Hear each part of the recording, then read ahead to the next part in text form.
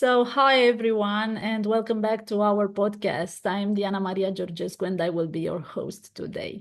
Last time we spoke about resilience, empathy, emotional intelligence, and unique challenges and opportunities for women in business with Kari Matila, a CEO, coach, mentor, and emotional intelligence advisor in Finland and across the globe.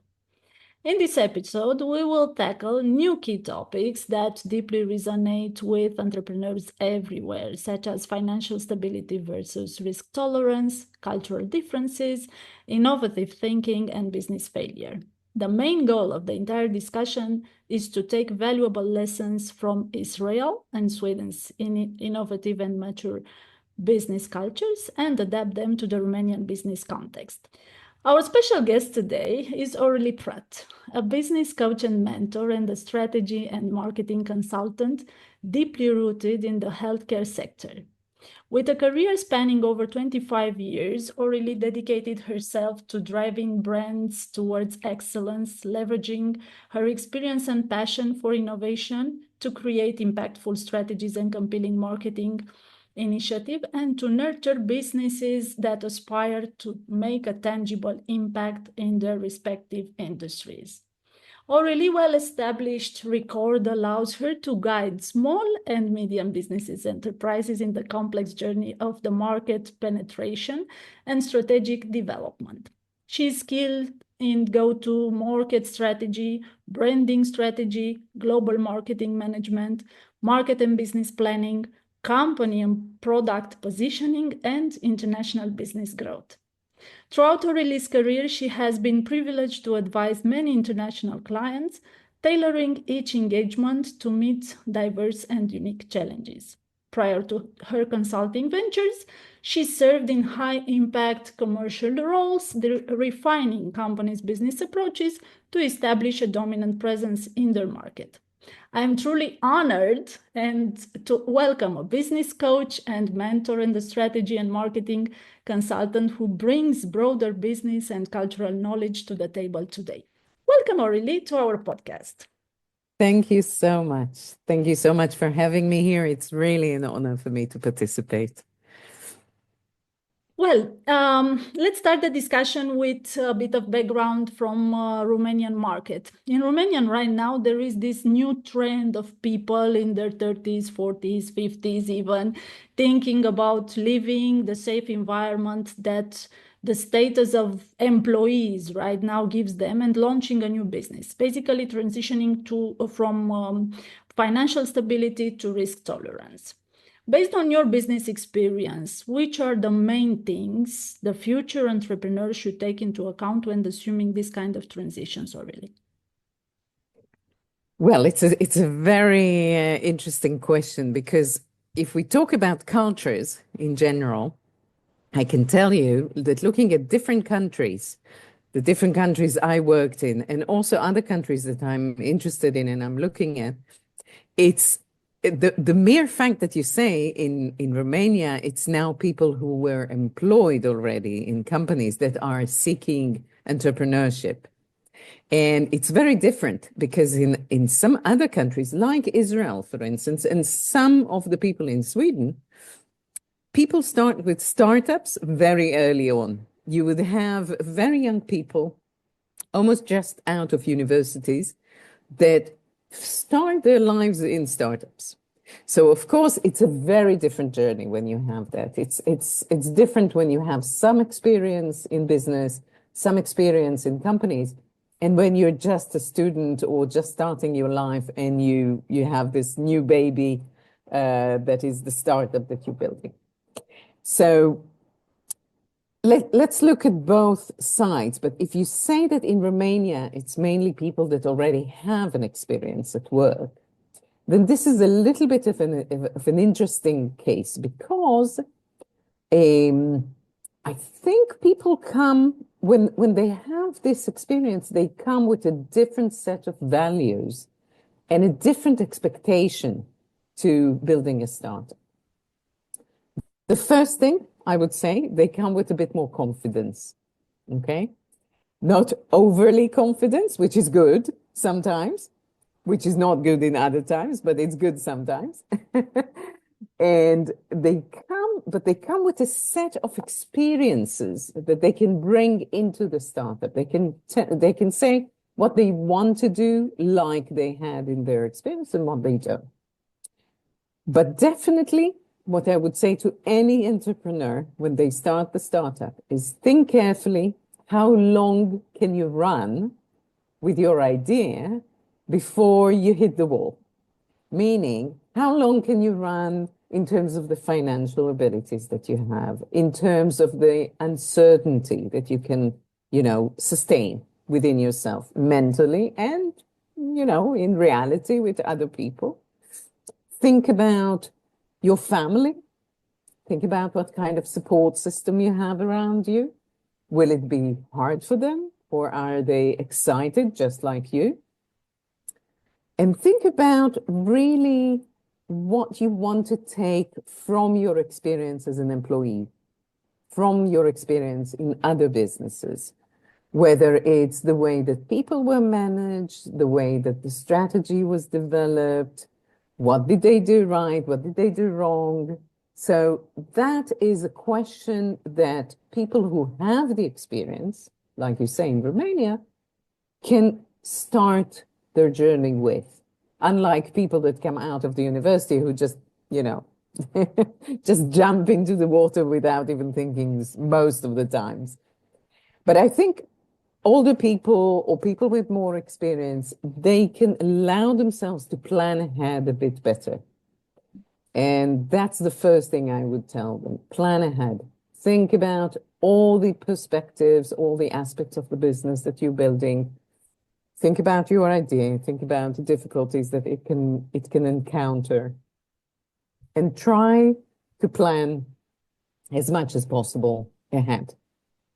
And also the one very important thing that I would say is be ready to change that plan, because there's almost 100% chance that you will have to change it, that you will meet, difficulties and challenges that you haven't thought of. But starting a business like that, starting a startup, you have to have the flexibility to change. And you have to have the flexibility, which sometimes you don't have as an employee, but now you will have as an entrepreneur, the ability to really think on your feet, do the right changes, move forward quicker, do the adjustments that you can while you can. So in a nutshell, that's my recommendation. Yeah, that's very good. And I think all the guests we had in our podcast say the same thing. Plan ahead. Who knows why? Probably because there are a lot of entrepreneurs that they don't use planning their budgeting, planning their Exactly. vision, and build actually an Yes. action plan to deploy this vision. So thank you for this advice, because it's welcomed from my point of view, and I think as many as us, we will underline the importance of a planning. The Yes. soon the entrepreneurs all over the world will understand that this is required when building a business, actually. Yeah. And I want to say something else about it. You said vision, and that's an interesting perspective, because I think one of the things that is really important for startups is not to lose the vision. You need to have the plan. You need to look at the details. You need to go step by step, that's for sure. And you cannot do without looking at those details. But you have to try not to dive into the details and forget about your dream. Because what really sustains most of the startups is the dream. Okay. The ability and your ability as an entrepreneur to portray that dream to investors, to your employees, to your future clients, and other stakeholders in the market. I mean, you have to be able to balance between the dream and the details and day-to-day challenges. And that balance is it's a fine balance that you need to learn when you start it. But think about it and don't forget it when you start.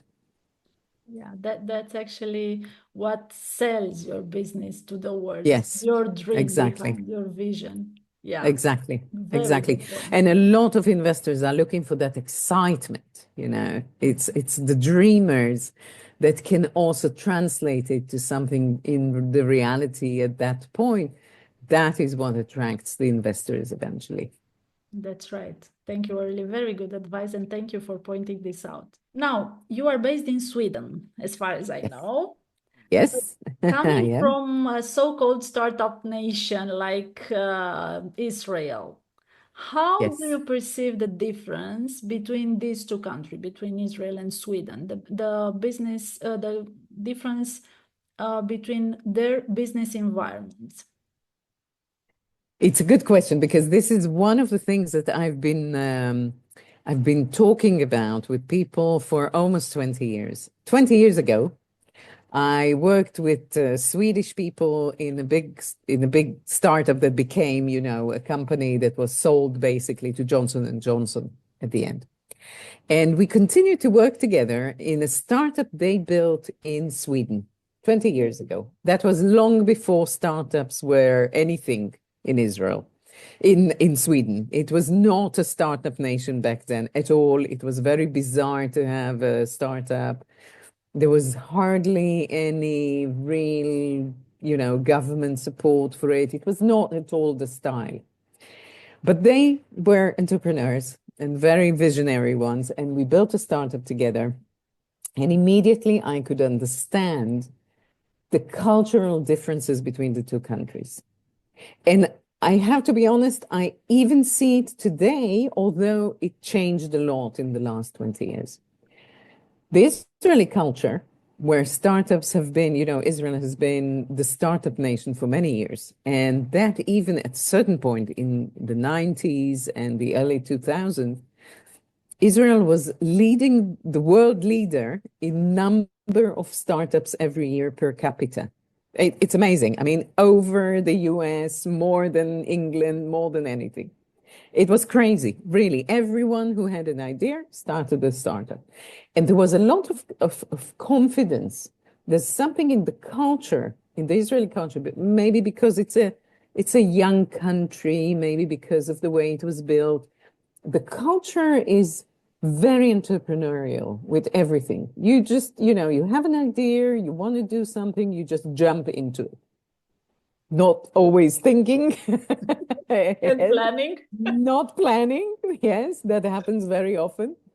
You know, there were a lot of startups that were built and also closed down very quickly because of that. But the culture was it's okay to build a startup even if it doesn't succeed. You know, that was the first thing you would do.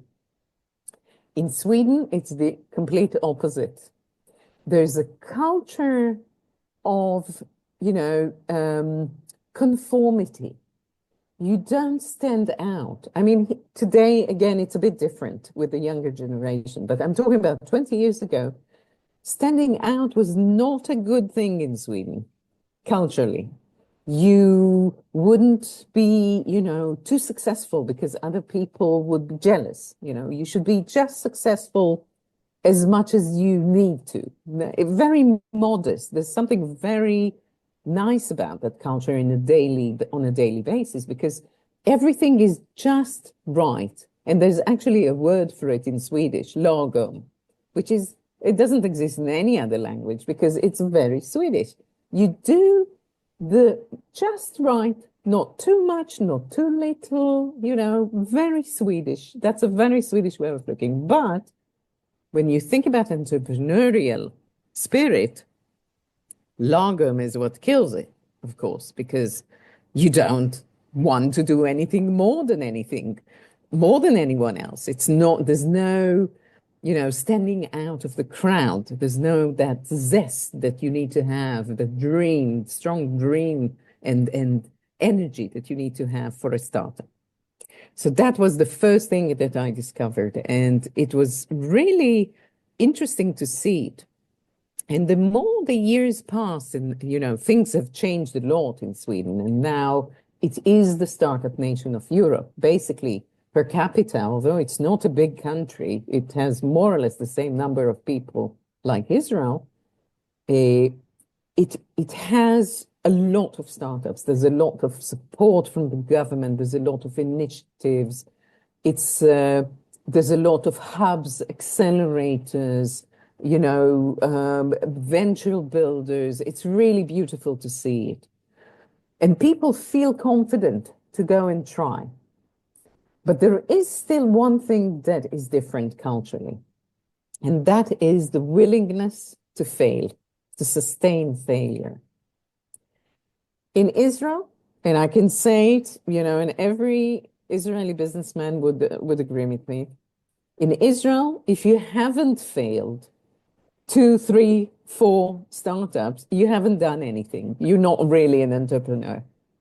It's a mark of honor that you've tried again and again and again, and you only succeeded after having that experience. This is why I think also very young people start with startups, allow themselves to not have any experience and just do it.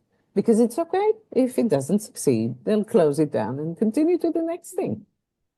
In Sweden, wow, failure is really bad. And if you had a company and had to close it down or it went bankrupt, doesn't matter why, it could be for very good reasons. But if you've been involved in one of these and this is what happens, it will be a bad mark on your reputation for years. They wouldn't even remember your successes. They'll remember your failure. Even if you had 10 successful startups and 1 failure, that failure would shine. And that is a culture that I see changing a little bit. There's some progress with that in the younger generation, among the young generation that are more open to the American way and other countries and other cultures. But there's still something very conservative in the way that they look at startups here and at the way they look at failure. Because failure is still like a no-no. So that is one of the most prominent differences in the two cultures. That's amazing that you underline this difference, because indeed in Romania, failure it's not easy to deal with. I'm sure, yes. It's difficult for people to recognize that they are failed, or they actually their business didn't work out for different reasons. And that's why I would like to insist a bit more on this area. Have you personally experienced business failure orally, or mentored businesses in failure stage? Because I would like you to tell us a little bit more about the useful lessons that our audience could learn of. So, of course, being an Israeli, I experienced failure. I've been involved in a few startups, either the ones that I built together with partners or startups that I worked for that have not succeeded. And I can say that there were more of those that didn't succeed rather than those that did succeed. And again, because there are so many of them, and because it's such an okay thing to do is to be in a startup and it closes down and okay, you move on. It's not a big deal in Israel. So I did have that experience. And I have to say that if I think back, I took some advice or some experience that I learned from in every one of the startups. If I started the oldest one in the 90s,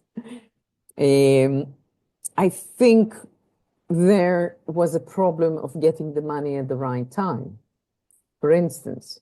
And this is an advice that I say to many of the startups and entrepreneurs that I work with.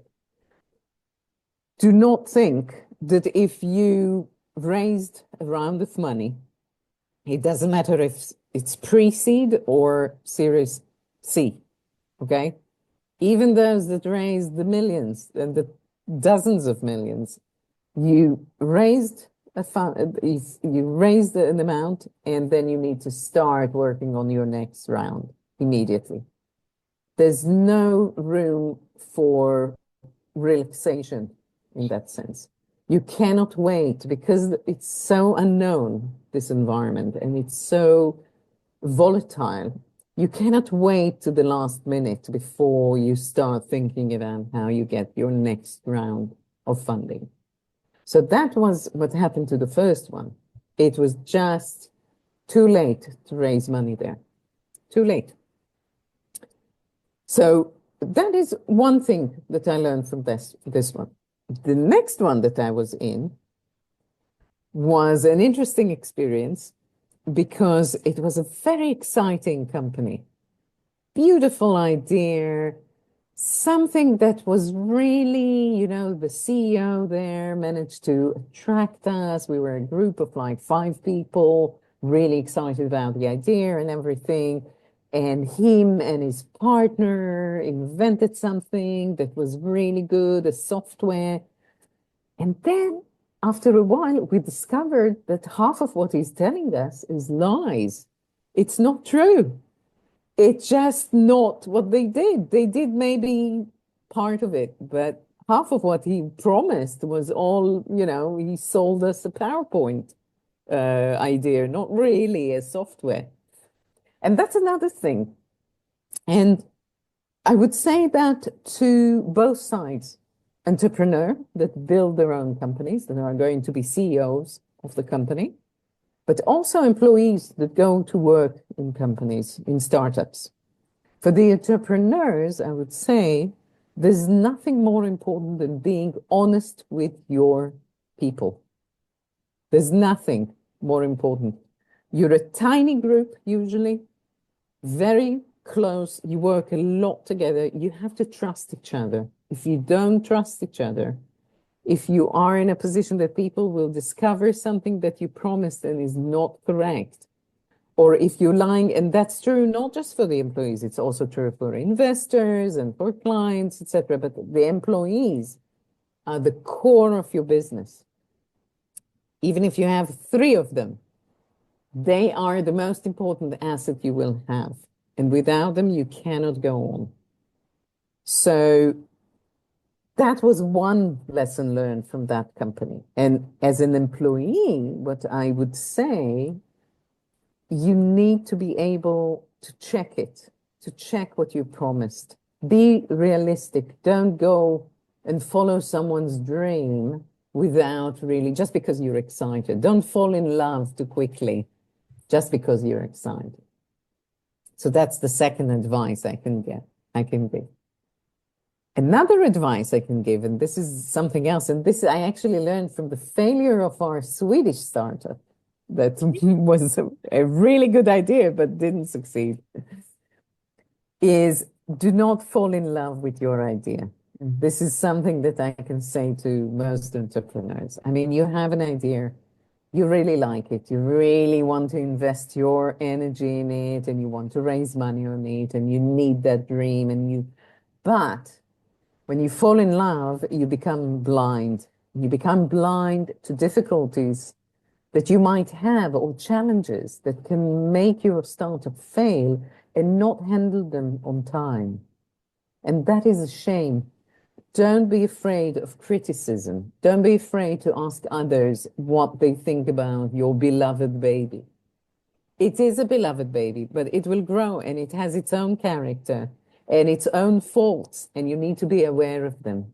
So be realistic, dream, but be realistic about how much you fall in love with your dream.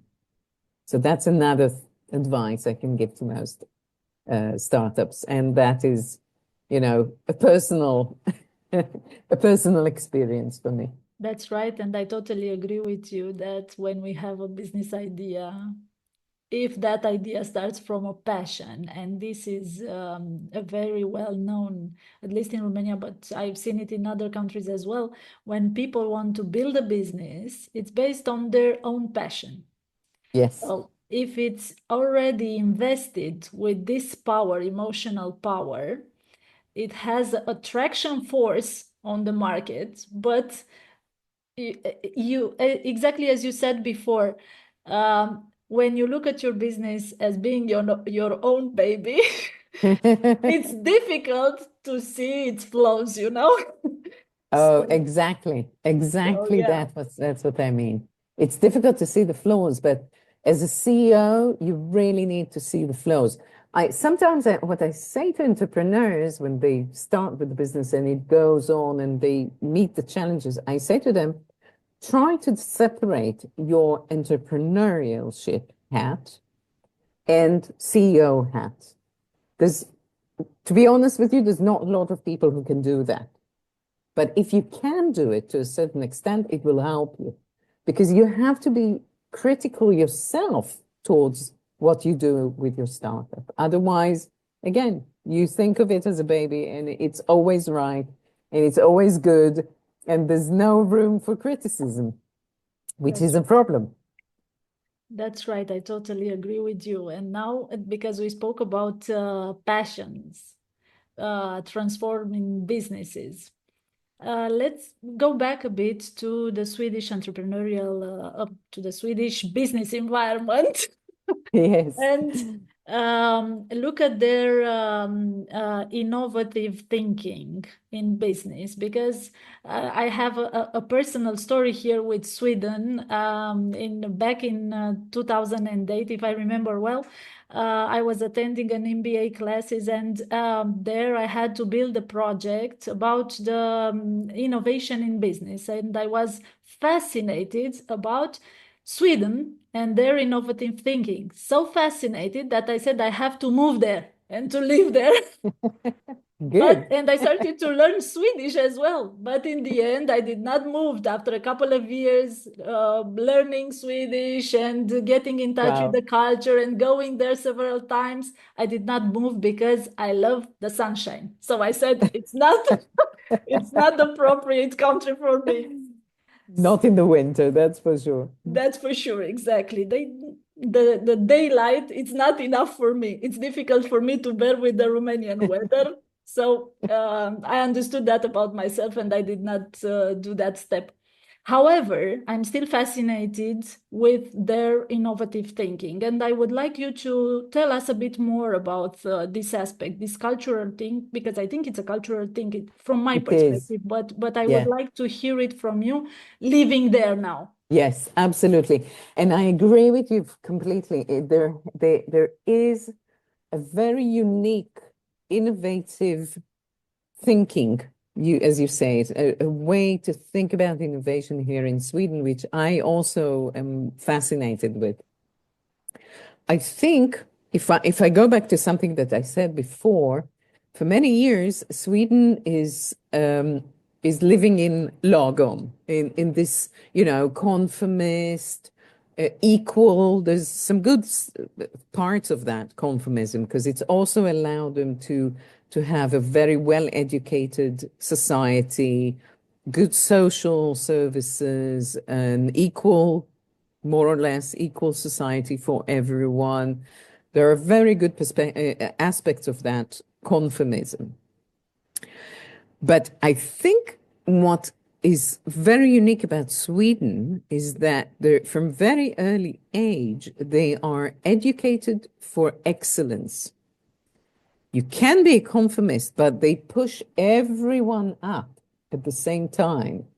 And excellence in everything you do. Excellence in studies and excellence at work and excellence in whatever you do. Excellence is a value. Excel, pick whatever you want to do. Be a carpenter, but excel in it. Be a driver, but excel in it. And I think this is a very unique kind of way of looking at life in Sweden. And I think this is also what pushes everyone towards that innovative thinking. Now, it's combined with an ability to think to the long term. Swedes they can run marathons in business. They have this long breath. They start a business. When I talk to entrepreneurs in Sweden, unlike entrepreneurs in Israel, for instance, I ask them about exit, and sometimes they don't know what to say about the exit, because for them, the highest thing they can get to is to build the next IKEA. Is a company that will run for dozens of years with thousands of employees and have global success. If you ask an entrepreneur, this I'll say in parentheses, if you ask an entrepreneur in Israel about it, they would say they want to sell the company as quickly as possible to a big corporation and get the money back, which is okay, but it's a very different way of looking at life.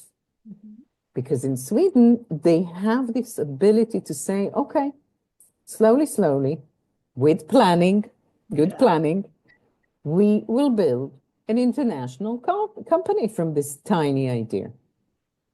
And the combination of these two things, the ability to sustain the long term, plus the ability to the strive for excellence, is what breeds that innovation. And another example that is really, it's the classic Swedish example is the IKEA, because IKEA, they wanted to do something simple, which is another attribute of this culture, is to simplify life, is to do things as efficient as possible. And this is IKEA. They have a lot of wood. They want simple things that can be, do-it-yourself furniture. And this is how the IKEA brand started. And look where it got, thanks to this strive for excellence and long-term ability. So I think this is what is very unique in Sweden. Now, I think that these days, in the last, let's say, 5-10 years, it's very evident that universities and government authorities recognize that innovative thinking and recognize that there is a good basis here to build unicorns and to build innovation and to push people who have these dreams forward. And there is a lot of support there. So it's beautiful to see how that, innovative thinking meets support from the authorities. And this is what makes it so nice to be here as an entrepreneur. That's right. And I love the example with IKEA, because they had an idea, a simple one. They built they planned very well. Yes, absolutely. They built it, and they become globally now as a brand for so many years. But what they also did, maybe they are not aware of, but IKEA became a mindset now, because we used to furniture our places in a different way 20 years ago. But now when we move from a flat to another, or we build a new home, or we want to change something, we say, what kind of style do you choose? The IKEA style. So, Yes. it's something that it's on our way of living, and it's all over the world, to be honest. Yes. And it's interesting what you say, because IKEA is just one example of that, but you can give a lot of other examples for businesses like that came from IKEA. Spotify is a Swedish company that changed the way that people listen to music. Skype is the way people used to, video conference. That changed. I can think about even H&M is an example of how people think about fashion. It's the IKEA of fashion in many ways. It's like simplicity, frequent changing, keeping it simple and accessible to everyone. So, and this is, by the way, the same for Spotify and Skype, because it's the accessibility is making it accessible for everyone, simple for everyone, and just, wait the time until it becomes a standard. Have enough patience until it becomes a standard. Tetra Pak is another example of a Swedish company that changed the way that we package liquids, for instance. But you know that So, Tetra Pak had an engineer that built that packaging that is Romanian. oh, really? Yes. Oh, that's an interesting. I didn't know that. It was my Okay. former boss and mentor so many years ago. Wow. Wow. And he invented actually the Yeah, the Tetra Pak, packaging. the Yes. packaging. Wow. Yes. Yes. Well, that's something to learn. Then now you need to encourage the Romanian engineers to do it in Romania. Yeah, that's right. That's right. Yeah, so and I love the example with Spotify because we started this podcast on YouTube, but now we will move it to Spotify. So Exactly. And it's for me, it's really Spotify. I don't know if you've seen, there's actually a series about Spotify that is half reality, documentary, half no, I didn't. drama. I can't remember the name, but it's really nicely showing the character of the entrepreneur that started Spotify, because he took this idea that was like a crazy idea, and everyone told him it's bullshit. You can't do it. You cannot really keep music like that. You'll have problems. It won't work. But he insisted on that, and he said, "No, it can work, and let me show you how." And this insistence is also something that is beautiful about it. But he also had the mind to take the right people with him who can make it into a reality. He picked exactly the complementary people for him that could make it into something, to challenge him and to complete the things that he didn't have for the business. So that's another good lesson to learn, how to complete yourself in a startup. That's right, and to bring people on board that can help you raise and grow your business because you cannot do it Yeah, by yourself. yeah, Yeah. exactly. Excellent, excellent, excellent examples and excellent lessons to be learned by our audience, Orly. Now we are getting closer to our closure today, but I would like to ask you before closing our discussion. Now that we already know that you've built so many businesses, let's imagine that you have to start from scratch today and to build a new business. Which country would you choose? Israel or Sweden? Wow. Well, it's a bit of an unfair question now because Israel is in a difficult corner these days. But in terms of the culture, it's a good question. It's a good question. I might be, you know, uh, I might mix the two cultures. I might try to mix the two culture because some of the things that I really like about the Swedish ecosystem, startup ecosystem, I would like to keep here. Something about this long term, I would say that probably if I built a startup, I would take the CEO from Sweden. Okay. Okay. Realistic people that know how to plan, that have can run for a long time, that have this sustainable, culture of business, that think about people, have a more social orientation to think about teams and the culture of the business. That's on the one hand. On the other hand, I think I might take, let's say it was a technological or healthcare medical device startup, then I would probably take the engineers from Israel because there's still a lot of innovation and a lot of ability to come up with great ideas with no fear, not fearing what the other people will say. Just run with wild ideas. And that is very typical to Israeli entrepreneurs and the Israeli engineers and, people in the academia even. There's so many good ideas there that need that business environment. So I think the dream team would be a combination of the Israeli culture and the Swedish one.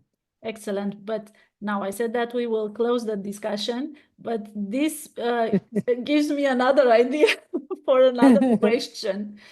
If you would have to choose an industry today from scratch, which one would you choose to launch a new business? Wow, that's a difficult question. I think I was lucky to have the opportunity to work with more than healthcare.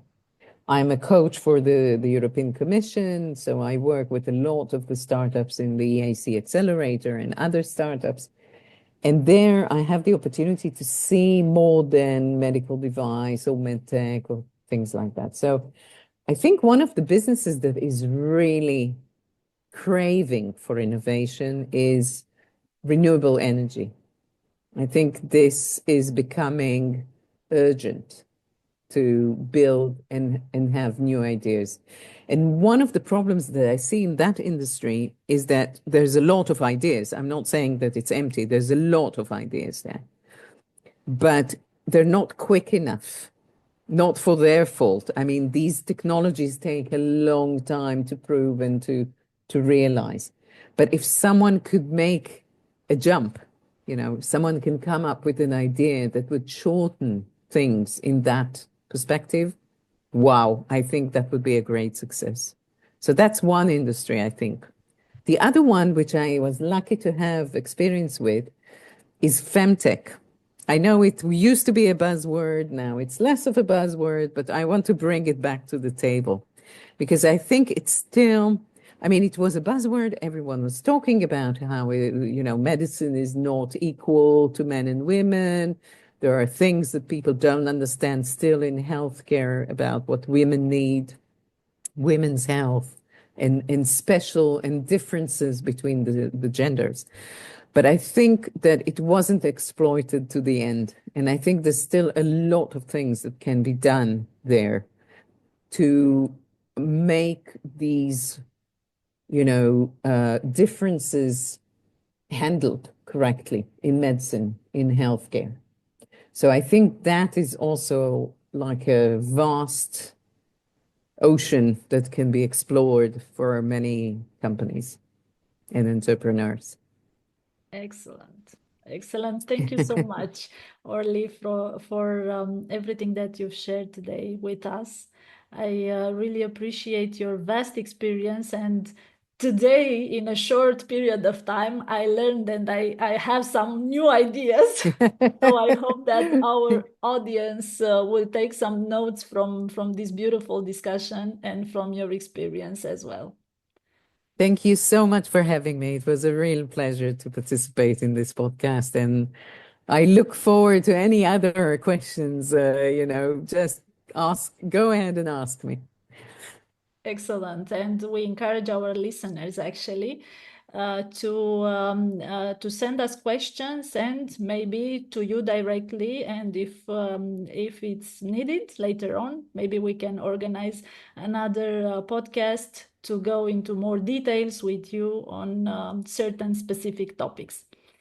Absolutely. With pleasure. Thank you. To our listeners today, if you're looking to strengthen your business or navigate through challenges, we invite you to take these lessons and apply them to your journey. Don't miss the chance to explore the mentoring opportunities available in our community by accessing the links below.